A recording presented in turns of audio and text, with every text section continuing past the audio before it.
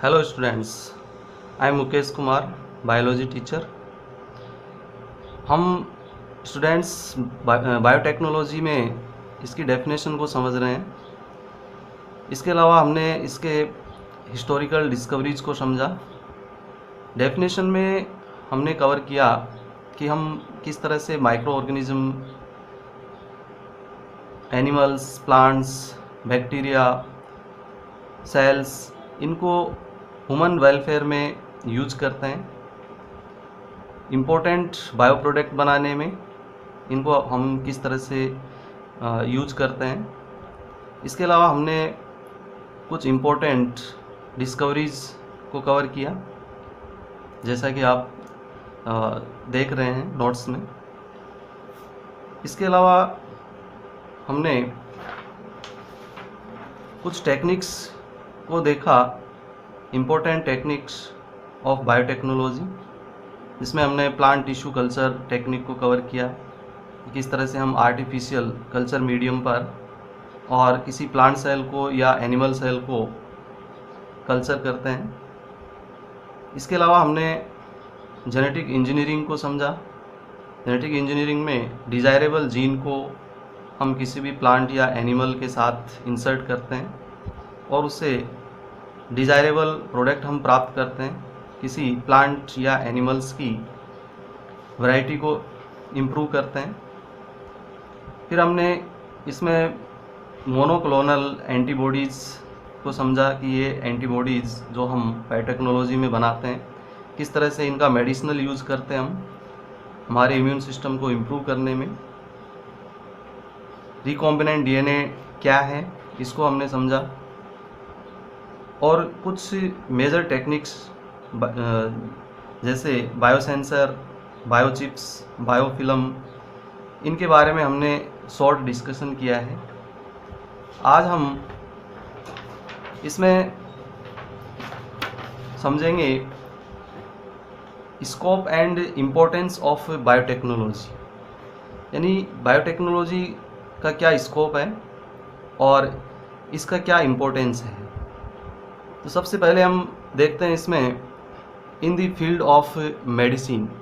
Medicine के field में biotechnology का क्या इम्पोर्टेंस है हमारे लिए। तो सबसे पहले हम देखते हैं इसमें एक टेबल के द्वारा इसको समझते हैं हम, जिसमें आप देख रहे हैं प्रोडक्शन और उस प्रोडक्ट का क्या इम्पोर्टेंस है हमारे लिए। तो समझते हैं इसको। Important medicine such as Humulin, human growth hormone obtain from modified bacteria which is produced by genetic engineering. Students, इसमें आप देख रहे हैं कि इम्पोर्टेंट मेडिसिन, जैसे हम बात करते हैं हुमुलिन की, हुमुलिन इंसुलिन को कहते हैं अपन। ऐसा इंसुलिन जो हम बायोटेक्नोलॉजी की मदद से बनाते हैं, उसे हम हुमुलिन नाम देते हैं। इससे पहले जो इंसुलिन था, इंसुलिन जैसा कि आप समझते हैं डायबिटीज़ के ट्रीटमेंट में हम इंसुलिन को काम में लेते हैं। ये जो इंसुलिन है, इसकी जब हमारी बॉडी में कमी होती है तो डायबिटीज़ नाम की डिजीज़ हमें हो जाती है। इस डायबिटीज़ को क्योर करने के लिए, इसके ट्रीटमेंट के लिए हम इंसुलिन का यूज़ करते हैं, इंसुलिन थेरेपी देते हैं पेशेंट को। तो ये जो इंसुलिन है बाहर से पेशेंट को दिया जाता है। इस इंसुलिन को हम पहले काऊ और पिग के पैनक्रियाज से निकालते थे। इसमें बड़ी मात्रा में एनिमल्स को स्लॉटर हाउस में स्लॉट करना पड़ता था। और जो ये इंसुलिन हमें इनसे प्राप्त होता था, ये ह्यूमंस के अंदर एलर्जिक था। इस समस्या से छुटकारा पाने के लिए हमने बायोटेक्नोलॉजी की मदद से ह्यूमंस की पैनक्रियाज के अंदर जो बीटा सेल्स होती है, उन बीटा सेल्स में जो जीन है, जैसा कि आप समझते हैं कि किसी भी प्रोडक्ट को बनाने के लिए, किसी भी करैक्टर के लिए हमारी बॉडी में जीन रेस्पॉन्सिबल होते हैं। इंसुलिन को बनाने के लिए भी बीटा सेल्स के अंदर एक जीन मौजूद होता है। इस जीन को हम पहचानते हैं और इस जीन को मॉलिक्यूलर सीजर यानी रिस्ट्रिक्शन एंडोन्यूक्लियस एंजाइम की सहायता से हम इसको वहाँ से काटते हैं। इसे हम डिज़ायरेबल जीन, फॉरेन जीन भी कहते हैं। इस डिज़ायरेबल जीन को ई कोली बैक्टीरिया के अंदर हम इंसर्ट करते हैं, यानी बीटा सेल से हम जीन निकालते हैं। जो इंसुलिन बनाने वाला जीन है उसको बीटा सेल से निकालेंगे और इसे ई कोली बैक्टीरिया के अंदर डाल देंगे। इस बैक्टीरिया को हम आर्टिफिशियल कल्चर मीडियम पर ग्रो करवाते हैं और इस बैक्टीरिया के अंदर चूँकि हमारा जो डिज़ायरेबल जीन है वो मौजूद है, इसमें हमारा जो डिज़ायरेबल प्रोडक्ट है यानी कि इंसुलिन वो बनने लगता है। इस बैक्टीरिया से हम बड़ी मात्रा में इंसुलिन को निकाल लेते हैं। इस तरह से ये जो इंसुलिन है इसको हम हुमिलिन नाम देते हैं, क्योंकि ये ह्यूमंस के अंदर ये इंसुलिन यूज़ होता है। ह्यूमंस के द्वारा इसको बनाया गया है बायोटेक्नोलॉजी की मदद से, इसलिए हम इसको हुमिलिन नाम देते हैं। तो स्टूडेंट्स, जो भी डिज़ायरेबल प्रोडक्ट हम प्राप्त करेंगे बायोटेक्नोलॉजी में, उसकी यही टेक्निक होती है। इस टेक्निक को ही हम जेनेटिक इंजीनियरिंग नाम देते हैं। जेनेटिक इंजीनियरिंग में हम किसी भी डिज़ायरेबल जीन या डीएनए को सबसे पहले आइडेंटिफाई करते हैं। इसके बाद हम उसे वहाँ से रिस्ट्रिक्शन एंडोन्यूक्लियस एंजाइम, जिसे हम मॉलिक्यूलर सीजर कहते हैं, उसकी मदद से काटते हैं। इसके बाद इसे किसी बैक्टीरिया या किसी दूसरी सेल के अंदर इसको ट्रांसफ़र करते हैं इस जीन को, और उससे हम डिज़ायरेबल प्रोडक्ट प्राप्त करते हैं। जेनेटिक इंजीनियरिंग को हम डिटेल से समझेंगे। आगे हम देखते हैं कि ये जो हुमिलिन है, इस हुमिलिन को आज इंडस्ट्रियल लेवल पर बनाया जाता है। ये हुमिलिन नॉन एलर्जिक है और हर आदमी की पहुंच में भी है, सस्ता भी है। तो इस तरह से हम आज इस हुमिलिन की मदद से डायबिटीज़ को क्योर कर पा रहे हैं। इसके बाद हम बात करते हैं human growth hormones. Human growth hormone, जो कि ह्यूमंस की बॉडी की ग्रोथ के लिए ये हार्मोन रेस्पॉन्सिबल होता है। जैसा कि आप जानते हैं कि हमारी बॉडी में एक एंडोक्राइन ग्लैंड है, जिसे हम, ये जो ग्लैंड है, ये ग्लैंड हमारे ब्रेन में उपस्थित है, जिसे पिट्यूटाइन ग्लैंड हम नाम देते हैं। इसके द्वारा ये ह्यूमन ग्रोथ हार्मोन्स का सिक्रेशन होता है। जब ये हार्मोन्स प्रॉपर नहीं निकल पाता है तो ह्यूमंस की जो ग्रोथ है, बॉडी ग्रोथ ठीक से नहीं हो पाती है। तो इसे भी हम हार्मोन थेरेपी देते हैं उस व्यक्ति को जिसकी बॉडी ग्रोथ ठीक से नहीं हो पा रही है। तो इसे भी हम एज ए मेडिसिन यूज़ करते हैं इस हार्मोन्स को। तो इसके इंडस्ट्रियल प्रोडक्ट यानी बड़े पैमाने पर इसको प्राप्त करने के लिए हम बायोटेक्नोलॉजी की मदद लेते हैं और इंडस्ट्री लेवल पर हम इसको बनाते हैं। आगे हम देखते हैं human growth hormone obtain from modified bacteria. Modified bacteria का मतलब, जैसे हमने यहाँ समझा कि ई कोलाई बैक्टीरिया के अंदर जब हमने बीटा सेल से इंसुलिन बनाने वाला जीन इंसर्ट कर दिया, तो ये जो बैक्टीरिया है इसको हम मॉडिफाई बैक्टीरिया कहेंगे। तो इसी तरह हमारी बॉडी के अंदर ह्यूमन ग्रोथ हार्मोन बनाने वाला जो जीन है उसको निकाल करके हम जब किसी बैक्टीरिया के अंदर ट्रांसफ़र करते हैं और इस बैक्टीरिया को हम इंडस्ट्रियल लेवल पर बायोरिएक्टर के मदद से और बड़ी मात्रा में हम जब ह्यूमन ग्रोथ हार्मोन को प्राप्त करते हैं, तो ये जो बैक्टीरिया है, ये बैक्टीरिया मॉडिफाई बैक्टीरिया कहलाता है, विच is produced by genetic engineering. तो ये जो मॉडिफाई बैक्टीरिया है इसको हम जेनेटिक इंजीनियरिंग, जो कि एक इम्पोर्टेंट टेक्निक है, इसकी मदद से ही हम इस बैक्टीरिया को मॉडिफाई कर पाते हैं। यानी ये जो सारा काम हम करते हैं इसमें किसी डिज़ायरेबल जीन को आइडेंटिफाई करना, उसको वहाँ से निकालना और किसी दूसरे माइक्रो ऑर्गेनिज्म के साथ इसको इंसर्ट करना, ये सारा काम हम जेनेटिक इंजीनियरिंग में करते हैं। तो ये जेनेटिक इंजीनियरिंग जो है एक इम्पोर्टेंट टेक्निक है बायोटेक्नोलॉजी।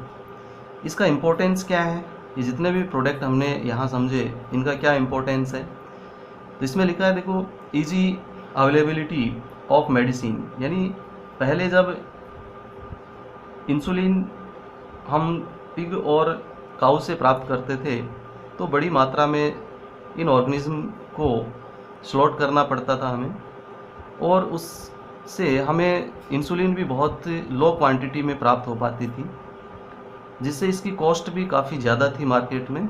आज इसकी इजी अवेलेबिलिटी है, हर आदमी की पहुंच में है ये प्रोडक्ट, और आज हम इस डायबिटीज़ को क्योर कर पा रहे हैं तो उसके पीछे बायोटेक्नोलॉजी है। जैसा कि हमने इसके इंट्रोडक्शन में समझा था कि ह्यूमन हेल्थ केयर सिस्टम को इम्प्रूव करने में बायोटेक्नोलॉजी का एक इम्पोर्टेंट रोल है टू ट्रीट रिलेटेड डिजीज़। दूसरी जो रिलेटेड डिजीज़ हैं इनको हम इन बायो प्रोडक्ट की मदद से हम क्योर कर पाते हैं। नेक्स्ट हम समझते हैं vaccine obtain from genetically engineered bacteria. Vaccine क्या है? वैक्सीन जैसा कि आजकल काफ़ी चर्चा में है स्टूडेंट्स, वैक्सीन कोई मेडिसिन नहीं है।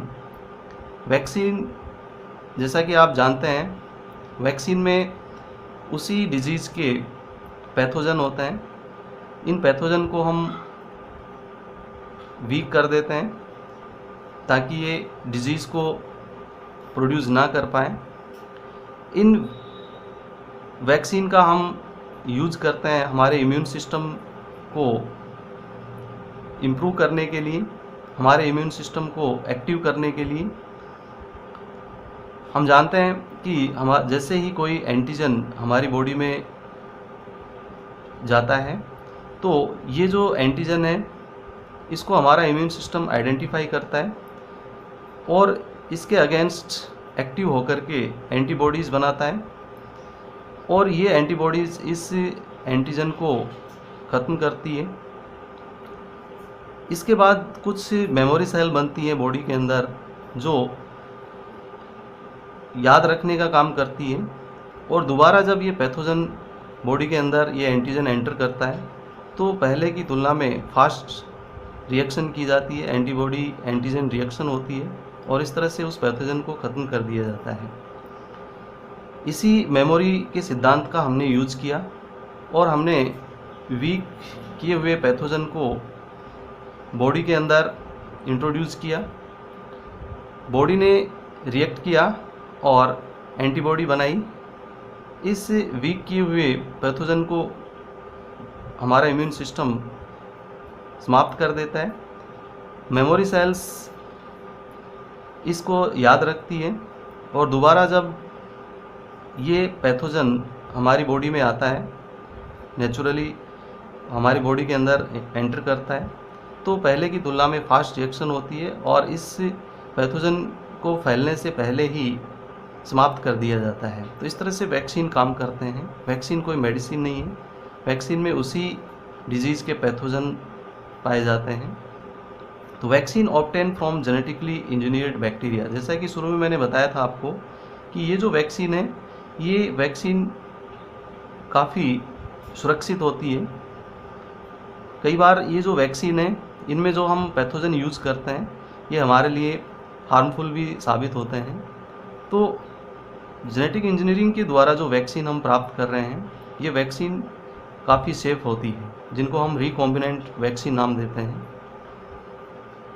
मोर सिक्योर एंड चीप, जैसा कि आप देख रहे हैं यहाँ पर कि इसका जो इम्पोर्टेंस है, जो वैक्सीन हम बायोटेक्नोलॉजी की मदद से प्राप्त कर रहे हैं ये मोर सिक्योर होती है, अधिक सिक्योर है, एंड चीप और सस्ती होती है देन नॉर्मल वैक्सीन। जो नॉर्मल वैक्सीन है उनकी तुलना में ये ज़्यादा सिक्योर है और ये ज़्यादा सस्ती भी है। नेक्स्ट हम देख रहे हैं इसमें production of DNA probe from genetically modify bacteria.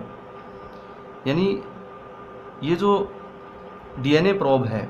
DNA probe ऐसे डीएनए के टुकड़े होते हैं जिनकी सीक्वेंस को हम जानते हैं।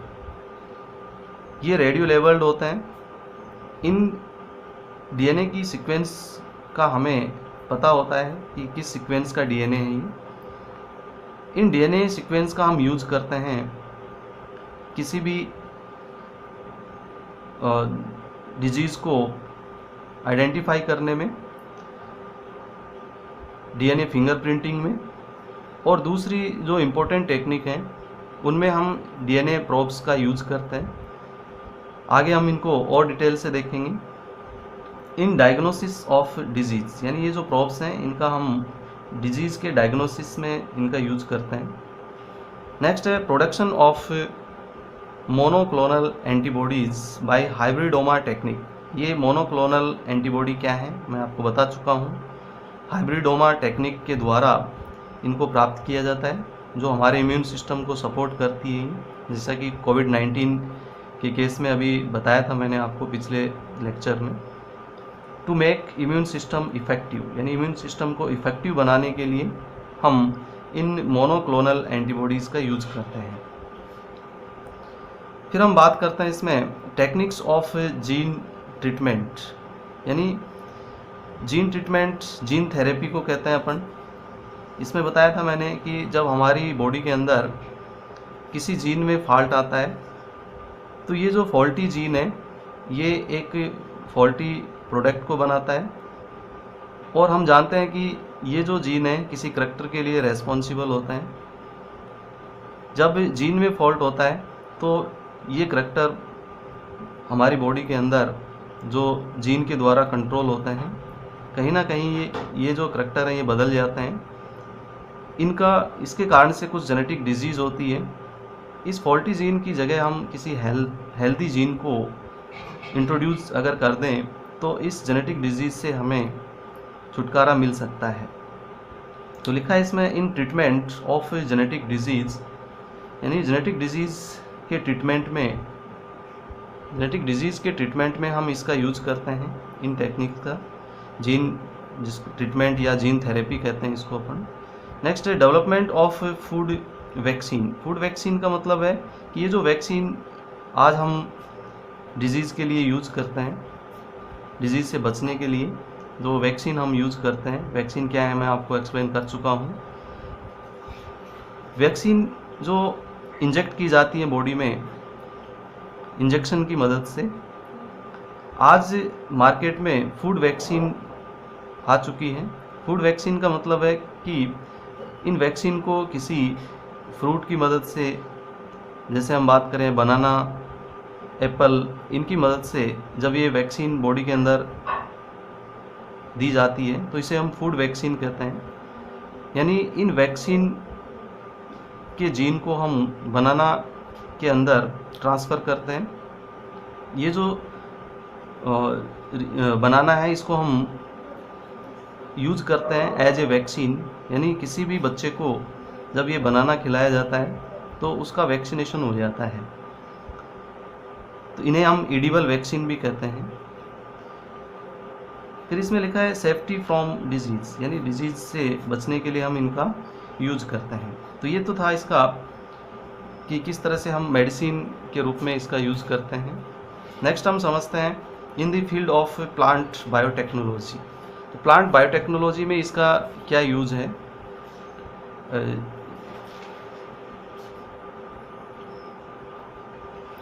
In the field of plant biotechnology, various methods have been developed in biotechnology which are useful in multiplication of plant conservation, crop improvement and production of desirable method।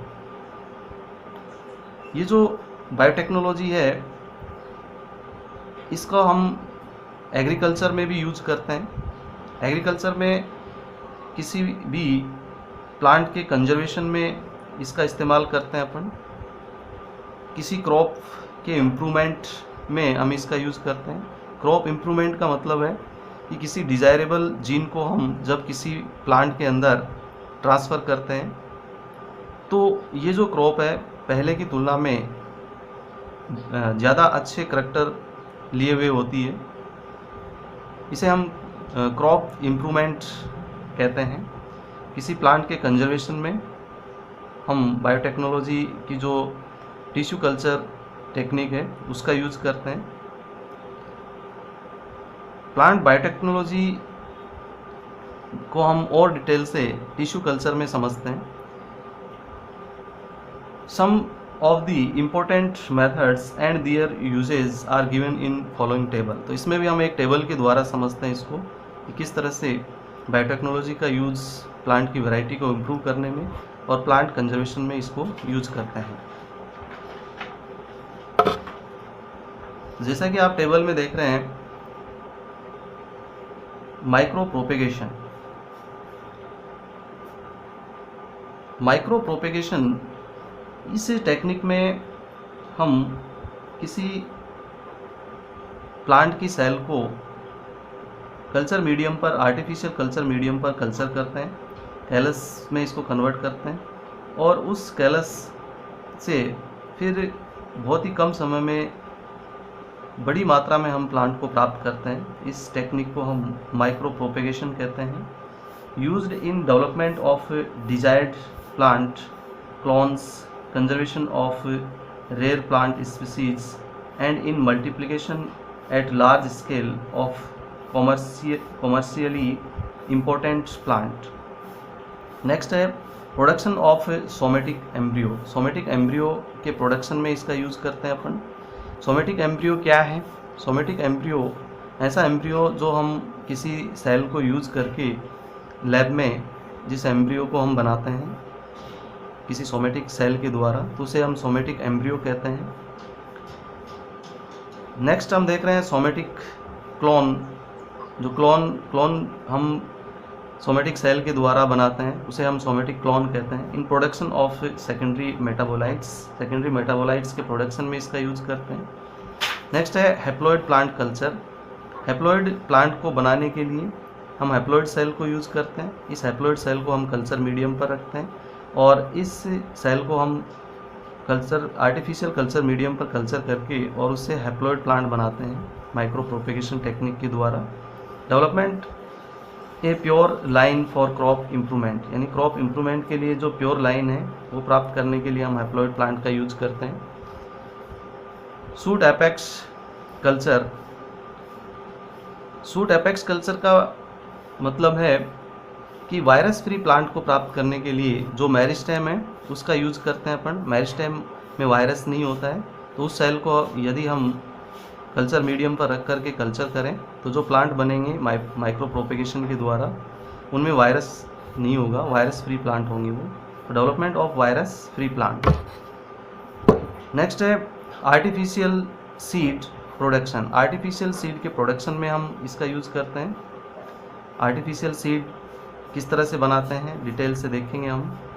Development of capsular round the somatic embryo. तो students अभी lecture थोड़ा लंबा हो रहा है, तो next lecture में हम समझेंगे कि ये जो बायोटेक्नोलॉजी है एनिमल्स में इसका किस तरह से यूज करते हैं हम। तो वीडियो को लाइक करें, शेयर करें और चैनल को सब्सक्राइब कर लें, बेल आइकन को दबाएं ताकि आपको मैसेज मिल सके। तो thank you students, have a nice day, thank you.